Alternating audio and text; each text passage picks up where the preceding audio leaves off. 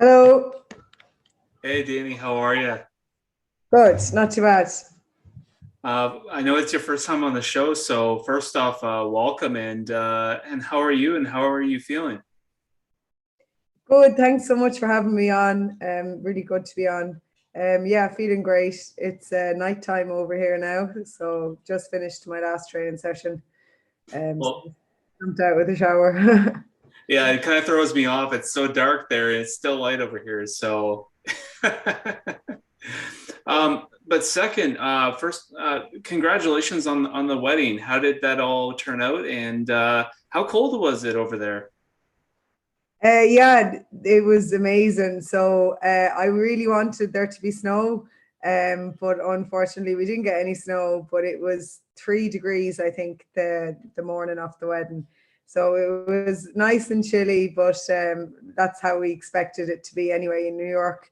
It was just gorgeous. We got married in Central Park on top of Cat Rock, so it was yeah, we're still buzzing over it. Like it was just gorgeous. And it being in the States, were you still able to do wedding festivities after? Or how did it all work out? Yeah, so we only brought a couple of guests with us, so basically just immediate family.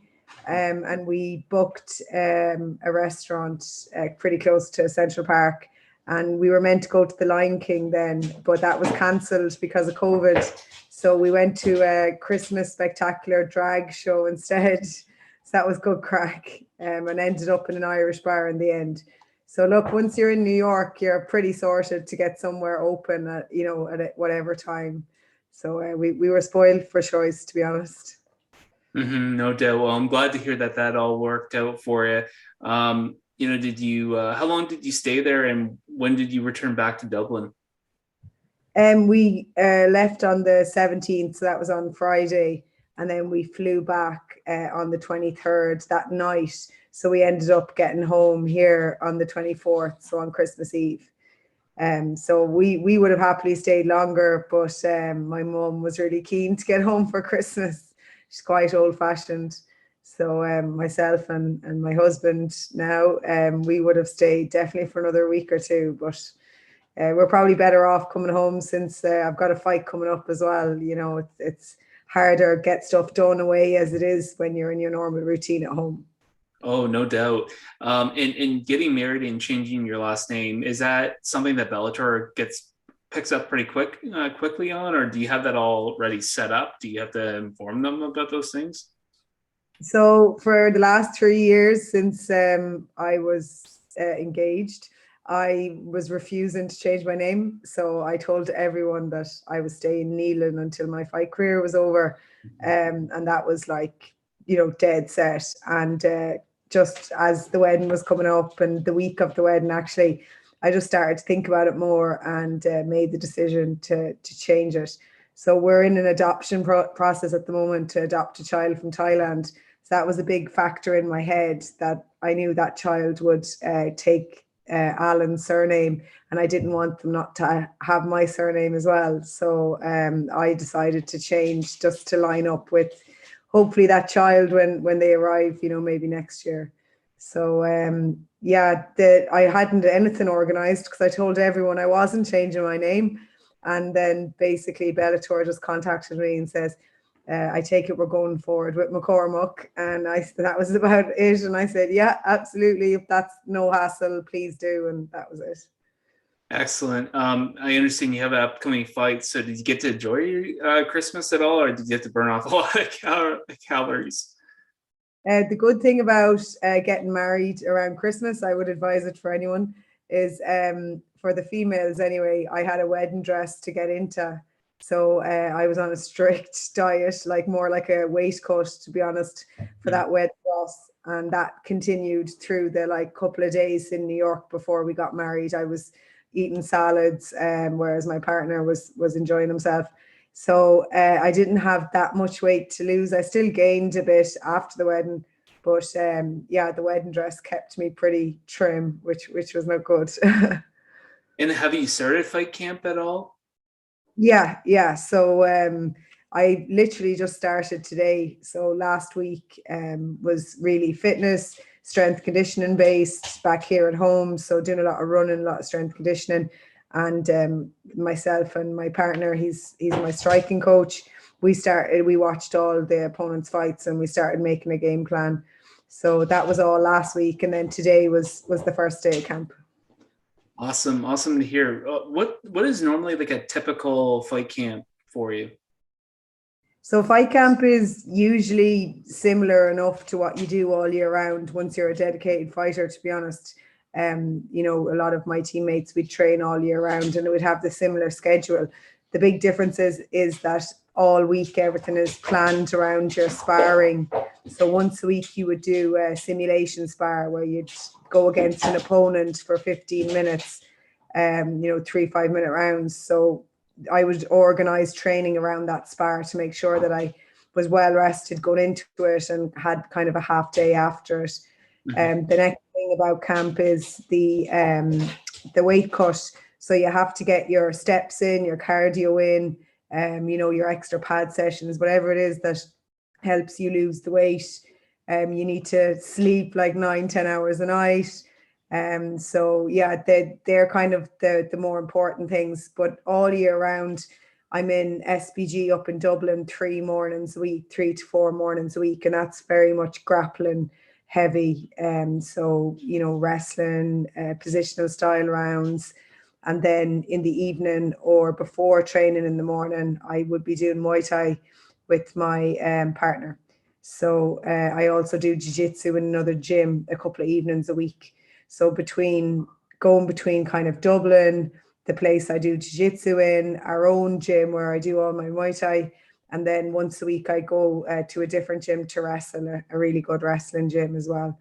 So that's kind of all year round. The only thing is some of that stuff has to pull back a little bit because of the spars and the weight cut. Mm-hmm. And what would be like the duration of like a fight camp? Like how many weeks? So it's different for everyone. You know, some people like 12 weeks. And in my opinion, they're usually the people that are quite out of shape. Other people, you know, 4 to 6 weeks is fine. Like I like going with 8 weeks because I'm kind of very prompt at wanting to get going and get sparring. And sometimes I'd start that at even 9 weeks out. But to be honest, the closer I can get without starting, so 7 to 8 weeks is probably ideal for me. You know, to not overtrain and not overcook it. But it's person specific. If you're kind of more lazy person, you haven't done a lot of sparring all year, you probably need the 12 weeks to sharpen up. So yeah, 7 to 8 weeks for me would be ideal. Awesome. Bellator 275, you know, it's back in Dublin again. I know you're no stranger to fighting in your hometown, but describe the feeling of fighting in your hometown.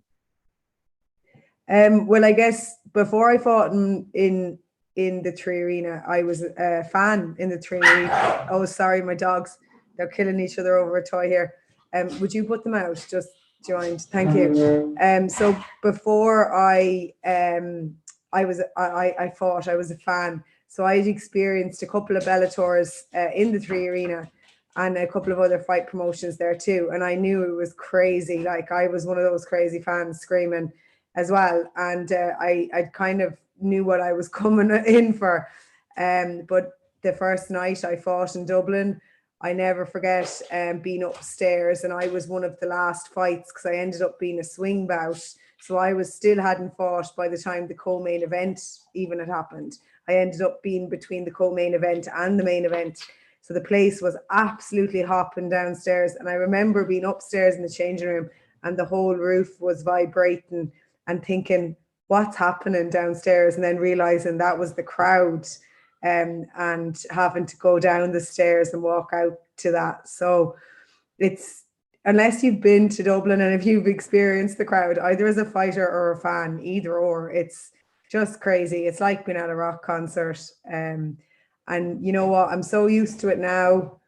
I embrace it. I enjoy it. But definitely the first 2 times I fought, it was really, you know, quite overwhelming and scary going out there. But now I just see it as, look, they've got loads of energy. If I do what I'm planning on doing, that energy is going to be only pushing me forward and flowing on. So I just try to take it in and try to enjoy it. But yeah, it is an overwhelming experience. Well, I think a lot of fighters tend to talk about crowds and how crazy crowds can get. They talk a lot about the Brazilians, the Irish, and particularly the Europeans, and how crazy the fans get over there. But I don't think anything beats the Irish fans. Yeah, the Irish fans for MMA in particular, they're super passionate, really, really passionate bunch. We don't even need like Conor McGregor to be fighting. Once it's our own that's fighting, they'll get behind you. So yeah, that's kind of cool to have that in my memory book for the future. Absolutely. Your opponent, she brings a huge kickboxing striking background to this fight. Do you kind of expect her to keep this fight on the feet at all times? Oh, absolutely. She'd probably want her head examined if she thought she was going to try and take me down and grapple with me. So, I'm 110% sure of her game plan. So I am. And I'm 110% sure of mine. And I'm sure she is too. So, yeah, it's really exciting to fight someone with such big striking credentials behind them. I think it's really exciting because for the last number of years, I've really put so much time into my striking. And because my grappling is, I suppose, my default and my go-to, I don't think anyone really gets to see, how good my striking is. So this is an opportunity to stand and trade with a girl that's got far more experience than me. And then, of course, show that at any point in the fight, when I want to take it into my realm, I know it'll be pretty straightforward at getting her to the floor and finishing it. I understand she's not ranked, but I think it would really show a statement that you're able to handle someone with that kind of experience and that kind of background, showcasing your, obviously, you had a great ground and pound finish your last fight, but to kind of showcase your striking skills against some of the best in the world, I think that really proves a point. Absolutely. And I know if I throw, she's going to throw. Some of my previous opponents, they're more tentative because they were afraid they were going to get taken down. But I think it's conditioned in her to strike and to fight. If I fight her, she's going to fight back. So it'll be nice to get some of that experience. But, from my corner's point of view, I know what their plan will be to try and get her to the floor pretty early on. So look, we'll see. I would love to stand and trade for 15 minutes and not wrestle at all, to be honest. But I think getting a finish early on would be a big statement too. And how and when do you finish the fight? Usually it's the second round. So, in the second round, they're tired. They've been back to their corner. They've been taken down a few times at that point, and they're not so sure their game plan's working. They've slowed down a bit as well, which makes it easier. I probably should have finished my last opponent in the second round, only I didn't try hard enough, in my opinion. I kind of got comfortable with knowing I was just winning. And then in the third round, I really dominated and went for her. So I feel like in the second round, this fight will be over. But if I get her down in the first round and she doesn't show me any sort of decent defense, then it'll be all over too. Most of your Bellator pro fights have been under the Bellator organization minus your NFC fight. What kind of contract are you under at the moment? So I have a multi-fight deal with Bellator at the moment. This is my third fight with them, so I've got one more fight in my contract after this fight coming up. Bellator have been so good to me. After my first 3 fights, they sent me the multi-fight deal and upped my money, and I can't speak highly enough of them. They've given me this massive platform to get hit the ground running as a pro in front of like the best crowd in the world. So Bellator have really looked after me well. And if you can make a really good statement in this next fight, are you hoping to get that extended contract? Yeah, well, the way I've been finishing fights and the way things have been going, I can't imagine that Bellator wouldn't continue to send me contracts. The issue is that there's no strawweight belt at the moment. So, this is good to see. This girl, Stephanie, was a flyweight and moved down to strawweight to what she says is her ideal weight, that she was forced to fight as a flyweight as such because she couldn't get strawweight fights. So, there's me and her, and then there's Kiara, a girl I've bet already, but she's still fighting for Bellator, and she's winning fights too. So there's a couple of us strawweights hanging around Europe at the moment, and if they wanted to put a belt together, they could. There's lots of strawweights. There's much more strawweights than flyweights across the world. It's the most in-depth women's division you can have. You just have to look at the UFC to see that, how many high-level strawweights there are. So if they wanted to, they could introduce the strawweight division and have a belt. But, I think I need to start doing some Conor McGregor promotion stuff to make that happen. I don't know if it is going to happen, but it could. Well, and I'm really surprised that Bellator has not done that, because I always found there's always been more strawweights than flyweights. So I'm quite surprised that they haven't done that. So it would really be cool to see them expand the division and bring a lot more attention to Bellator and female combat sports and all together. Yeah, well, at a guess, the UFC started off with bantamweights and strawweights, and Bellator started off with flyweights and featherweights. So they didn't compete with the UFC. They took the opposite two weight divisions. But then the UFC went on to introduce the other two weight divisions anyway.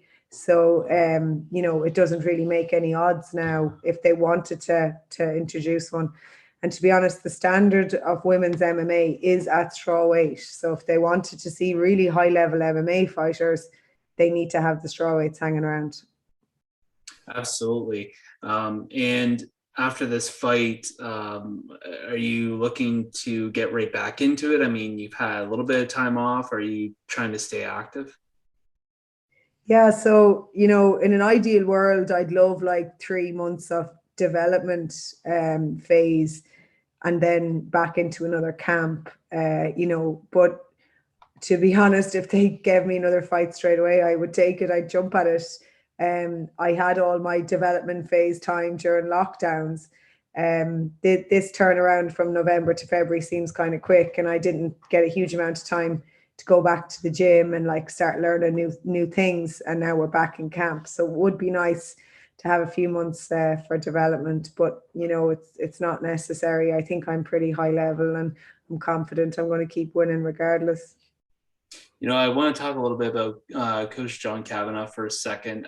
Describe the feeling and energy being able to work with someone like him or under him. Yeah, so I guess I was new to the MMA world when I first started, and I didn't know anything about MMA.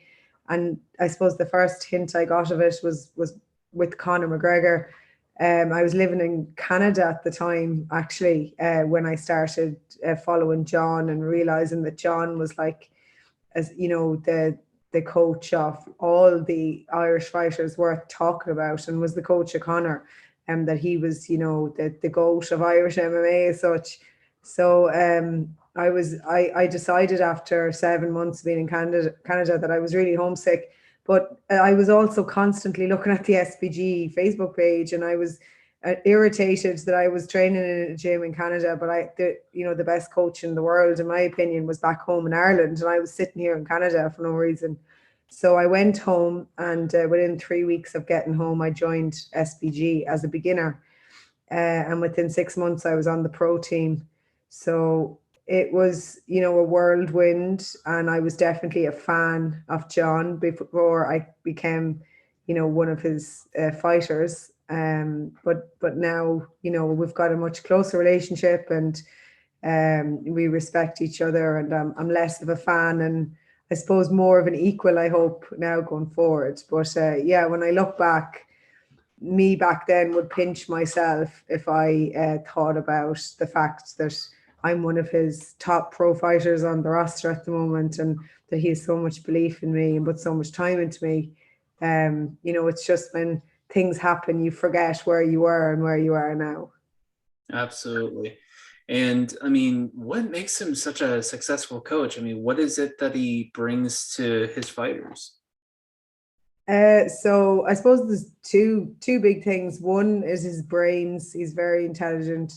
You know, you wouldn't feel bad if you felt like the most stupid person in the room with him all the time, because that's definitely how I feel. And most of my teammates, he's very, very intelligent, and someone that's really intelligent is able to pick up on techniques very quickly. So he watches a lot of fights and he picks up on new techniques and is able to coach them pretty much straight away from watching them.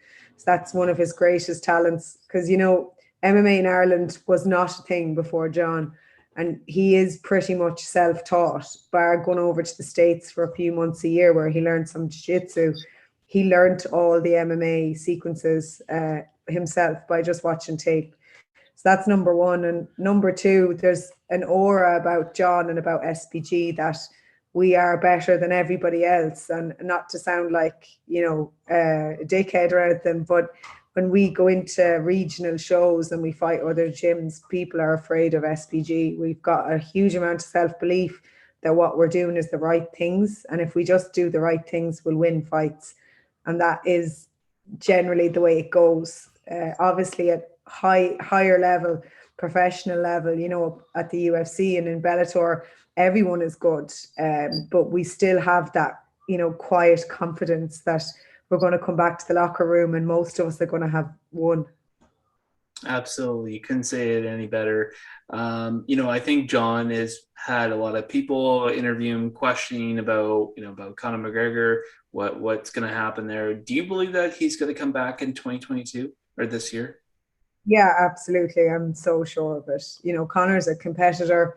You can say what you like about, you know, he's a businessman, he's a money man now, but first and foremost, he was always a competitor. He wants to win, he wants to be the best. You know, he was the best for you know, a long time.